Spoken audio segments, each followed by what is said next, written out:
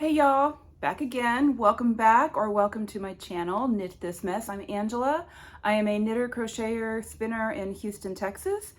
And I'm here today, again, to talk to you about what I'm wearing, what I'm working on, what I finished, what I'm going to ditch, all of these things. Also, I want to talk to you about yarn or fiber or knitting catnip. Okay, we'll get into that in a minute, and I'm gonna save more of a reveal of this for when we get to the catnip. So I'm gonna start today with what I've been working on, and I'll start with the twists and turns. Now, is it really a Stephen West project if you haven't ripped a section of it out at least twice and restarted it? And that is what happened to me this week. I got into the part where you do the long strips off of each side, the kind of wavy crisscross stitches, and then you start doing the stripes. And that was where I was running into trouble when I started doing this striped section here. I had to rip it out 3 times. Fourth time's a charm. And so I've got it going now, and I'm happy with the way it looks, but as a result, I didn't make a whole lot of progress on that. It was very frustrating, and we've all been there. Okay, finished. I did finish my monkey socks, so those are done. I look forward to wearing those. I might be able to get one wear in before it gets too warm. It's already started warming up here in Houston. We've had probably what the experts think is probably going to be our last chilly weekend last weekend. As you can see, I'm wearing a short sleeve t-shirt, and that's not because the house is warm, it's just because it's starting to warm up. Okay, I did start something I talked about last week. I started my first muscle burrow hat, and this is in Socks That Rock Lightweight. The color is called Sea Star Tipsy. So last week I did a stash dive on my Socks That Rock yarns. I found a whole bunch. This whole bag here are ones that the colors are just not things that really suit me. And I don't think I'm going to do anything with them either. So I'm going to see if I can find those a new home with some friends locally. And also, what I didn't realize at the time, so when I was putting my links in the down below last week, and I linked to the Blue Moon Fiber Arts webpage, and their certificate has expired, and that got me wondering because, like I said, I've been really out of it. Apparently, they haven't really been doing a lot in terms of fulfilling orders for the last couple of years. Sock Club is no more, which I didn't realize either.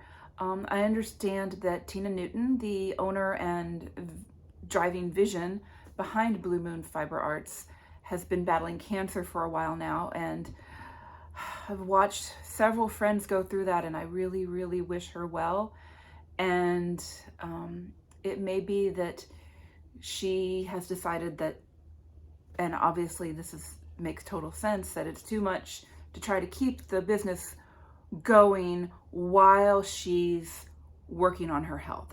So I wish her all the best. But anyway, first muscle burrow hat, about maybe a third of the way done. We'll see how it goes. It's my first one. It's a learning process. Okay, now I dove into my stash of whips, or this is more of a UFO, honestly, but I found, and it's in this really cute yarn bag, with little kitty cats all over it. I got it because, well, it doesn't want to come into focus.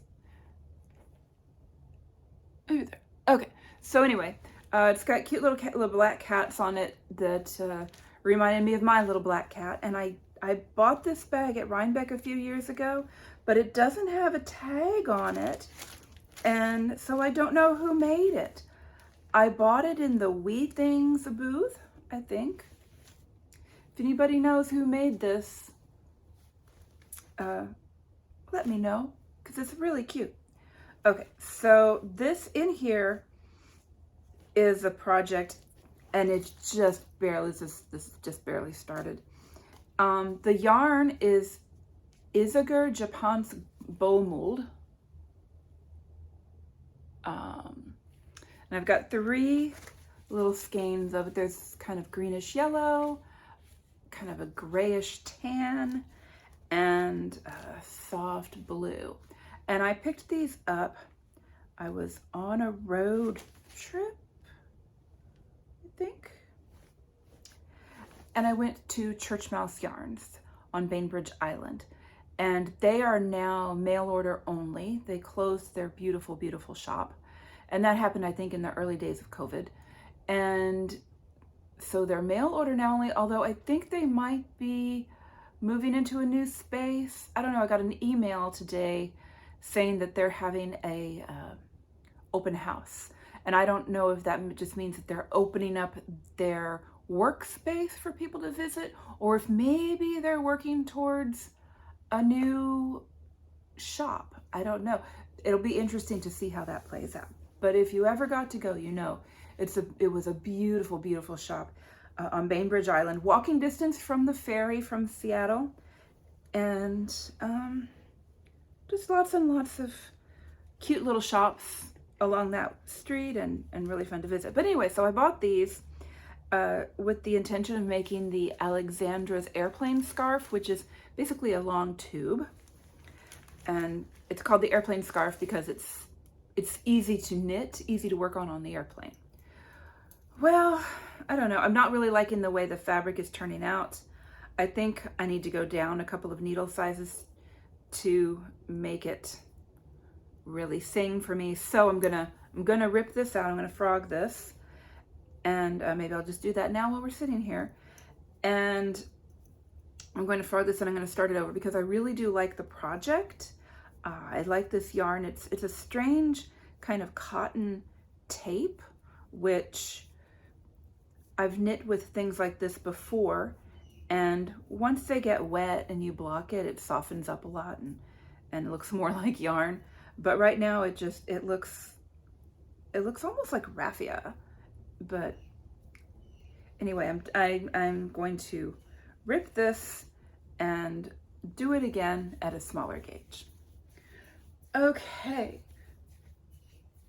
Yarn catnip, or fiber catnip, crochet catnip, whatever you want to call it, knitting catnip. There's some things that no matter how much of it we already have or how much of it we've already done, we just can't say no to it. Like a favorite designer has a new pattern come out, or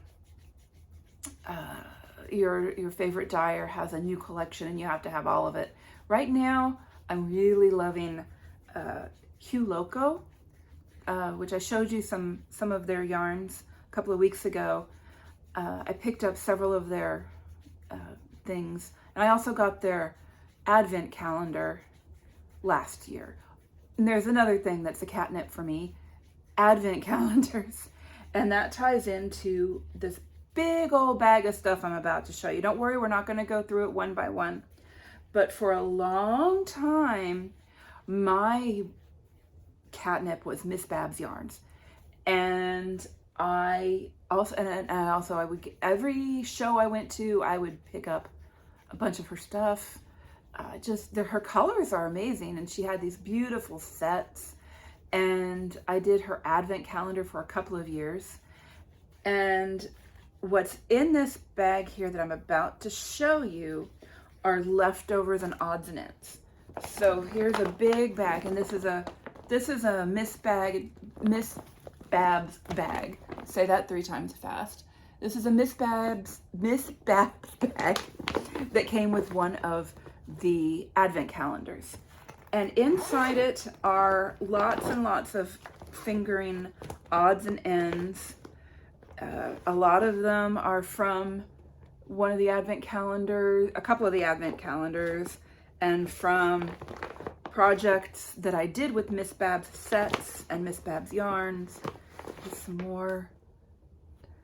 And I have a couple of full skeins, and this is the Yummy 2-ply, which is just gorgeous. And this one is a kind of a silvery light blue tonal called Sea Life.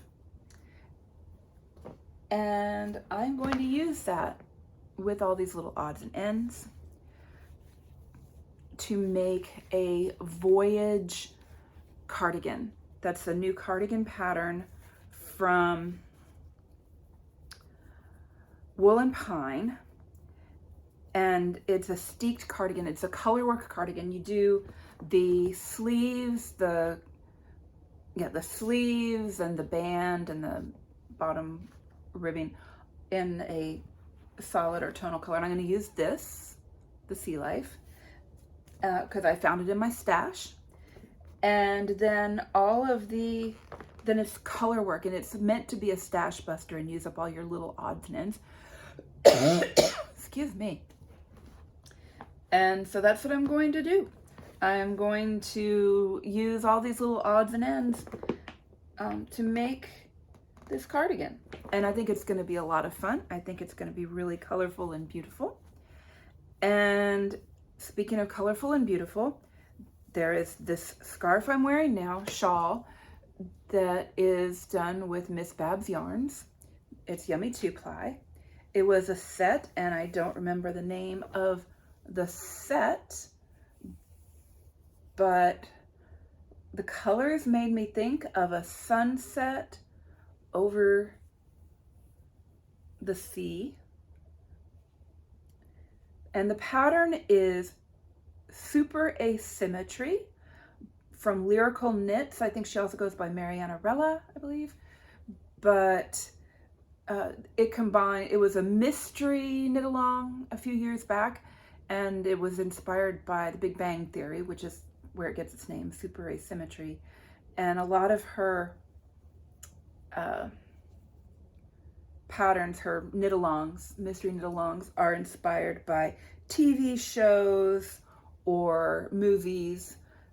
And I also did her Great British Bake Off mystery knit-along, and I don't have that shawl. I also did that in a Miss Babs kit, but I don't have that one because that was for my sister-in-law, so it's in Greece right now. So yeah, that's what I'm going to work on. And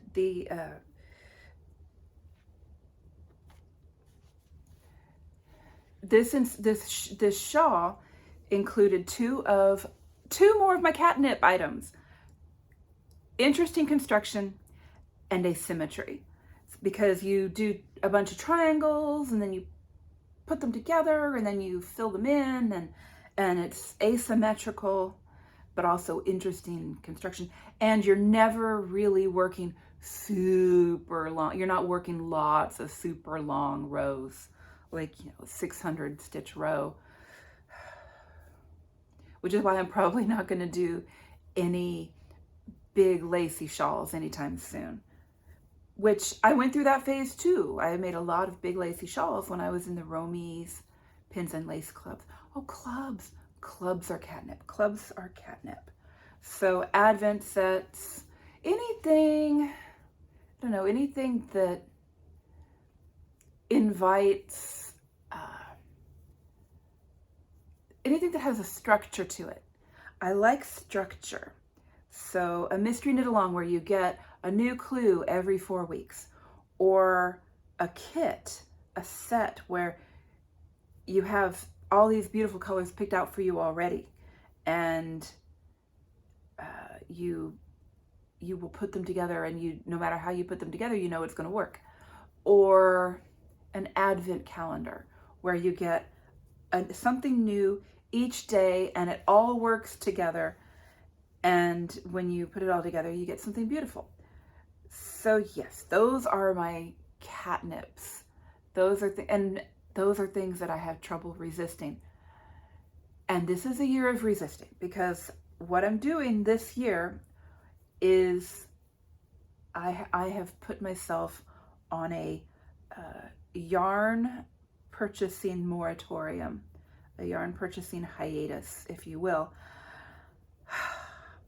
because as you can see, I have way too much yarn and I need to work with what I have for a while, work it down, work it into a manageable amount so that I don't have more yarn than I can knit in my lifetime, which I'm actually kind of afraid I might at this point. But it will just force me to live forever. So yeah, and that brings me to kind of one of the reasons that I started this channel, and it seems to be working for me, is that I want to hold myself accountable. I want to be productive in my knitting. I want to finish things, but I don't want to make myself hate it. So a few years ago, I joined a sock knitting challenge on Ravelry, and I got about 3 socks in when I realized it was really making me start to hate knitting socks, because you had to knit a pair a week. And I started out thinking, oh, that'll be fun, and I'll use up a lot of my sock yarn, and it'll be great. You know what I did? I bought some more sock yarn, and then I dropped out after 3 weeks because I don't like being forced to knit or produce a lot on someone else's deadline, which is why NaNoWriMo, the National Novel Writing Month, was never a good fit for me. I participated and I managed to finish a couple of times, but it's not fun. And if it's not fun, I got to keep it fun. It's like people always say to me, oh, you could make those and sell them.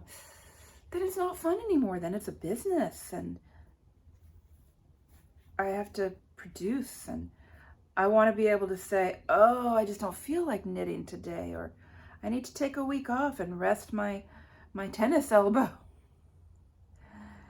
which is something that you can get when you are a knitter or a crocheter. I once had tennis elbow and golfer's elbow at the same time.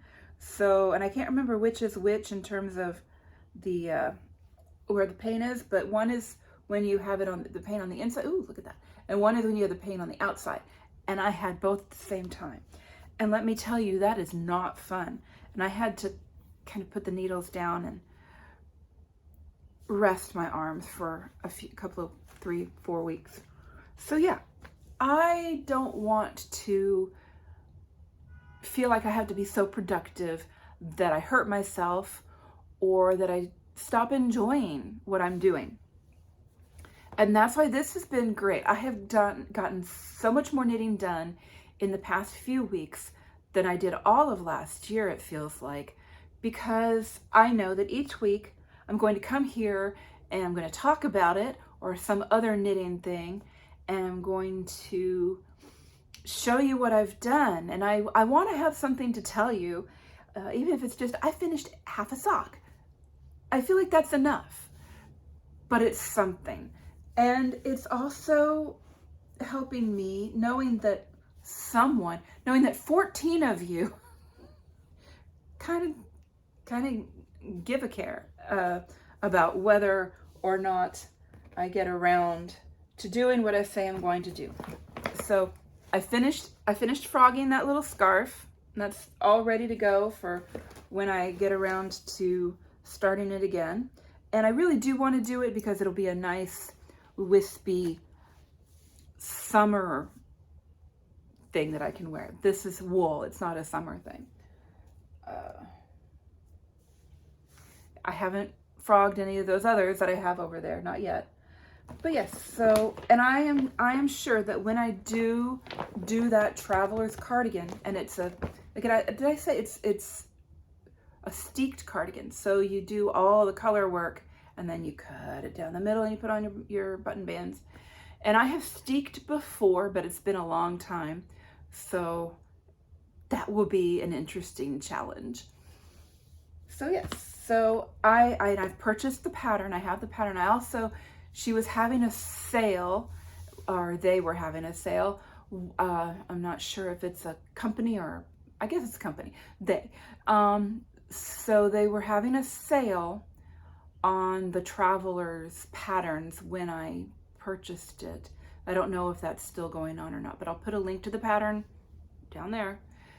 And it just looks like a lot of fun. And I have a feeling that it's not really going to make a dent in this big bag of ends, but you have to start somewhere. And there is a little bit of glitter in there. So I'll have a little bit of glitter in my cardigan. Of course I will. But I'm probably going to start that this summer. We'll see. And because I've got a couple of sweaters I want to make before Rhinebeck. And if I get this sweater done too, that'll be icing on the cake. So we'll see. Anyway, quick one today, shortish one today. Oh, I was going to show you my socks that rock bin. I don't know if you remember what it looked like last week, but this is what it looks like now. It's all, look, it doesn't even come up all the way to the top. And I've got it organized kind of a little bit by color. Like these are, here my orange and here these have a lot of purples in them. So I do have it organized somewhat by color. And this one's on top because this is that Christmassy one I showed you, and I've decided I'm going to make a Musselboro hat out of that for me that I can wear in December when the holidays approach. So yes, so I'm very proud of my organized and thinned out bin. One down.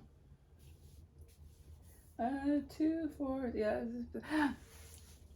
about 15 to go. So yeah, but I feel good about that. That's my little victory for the week. I don't know what I'm going to organize this week. What should I do? Oh, here's one.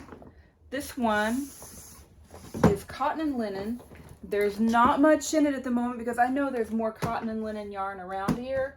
So I'm going to find it all and I'm going to gather it together. It may take me a little while to find it all, but again, you got to start somewhere. And oh my goodness, look, I found a kit in here. And it's to make a little beaded purse.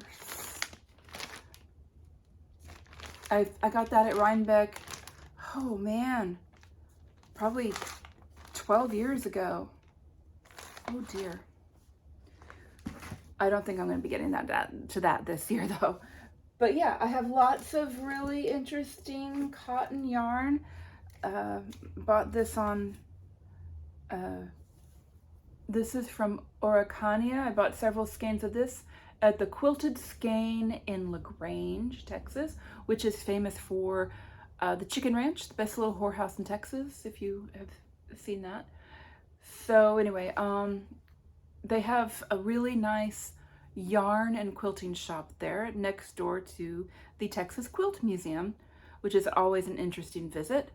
And I bought, this was on their clearance, and they have a nice little clearance area in the back, and I bought it to make a t-shirt with, summer weight, because it's cotton and viscose and a linen blend. So that'll make a nice summery t-shirt. I've also got this cotton linen blend, which I'll be honest, I think I bought this at Tuesday Morning, which is used to be a shop here in Texas. I don't know if it was outside Texas as well, but it was kind of bargain. Like, you never knew what you were going to find when you went in there. Sometimes they had really interesting yarn. Sometimes they had really interesting bird baths, or carpets, or soap, or food, or high-end cookware. I mean, you never knew what you were going to find when you went in there. So yeah, sometimes you found yarn. Okay. Now I really am going to sign off because I want to see if this week I can finish at least this side of this shawl. I want to finish my Musselburgh hat, and I don't know what else I'm going to work on. I guess we'll find out when we come back next week. So happy knitting, happy crocheting, happy week. Bye.